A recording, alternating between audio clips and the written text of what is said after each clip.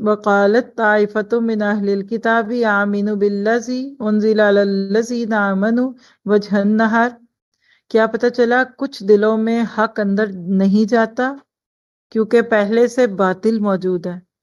کسی کا باطل نکالے تاکہ اندر حق جائے.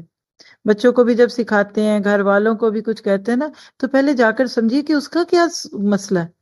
اگلے کا پہلے پرابلم حل کر کے اس کا پرابلم سالو کیجئے، پھر اس کے بعد آگے جائیے.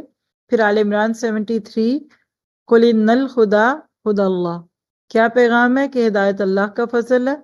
اور آیت 75 آل عمران میں اہل کتاب میں کچھ ایماندار اور کچھ خائن ہے. کوئی بھی قوم پوری غلط نہیں ہوتی اور کوئی بھی قوم پوری ٹھیک نہیں ہوتی، تو اس میں بھی ایمان کی یہ باتیں موجود ہیں. پھر اس کے بعد منافقین کے پول کھول دیے گئے، ان کی قلعی کھول دی گئی.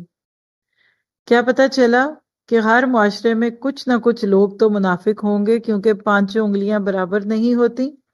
اللہ تعالیٰ جس کو چاہے فضل سے نواز دیں، یہ اس کا فیصلہ ہے. اہل کتاب میں کچھ ایماندار بھی ہیں اور کچھ خائن بھی ہیں. آپ نے میں نے فیتھ ان ایکشن کے نام پہ کیا کرنا ہے؟ امانتوں میں خیانت نہیں کرنی. آپ کو مجھے اللہ نے جس ذمہ داری پہ رکھا ہے، چاہے وہ مالی ہے یا وقت ہے یا ریسورسز ہیں، اس کی حفاظت کرنی ہے. ہر کام میں اللہ تعالیٰ سے ہدایت طلب کرنی ہے اور لوگوں کو اللہ تعالیٰ سے جوڑنا ہے، خود سے نہیں. اللہ نے پیغام دیا نا کہ انبیاء کرام خود سے نہیں جوڑتے تھے لوگوں کو، بلکہ اللہ تعالیٰ سے جوڑتے تھے. اور اس کے بعد پھر جب بندے اللہ سے جڑتے ہیں تو خود بخود ان کو اللہ تعالیٰ کے سامنے جواب دہی کی فکر لگتی ہے.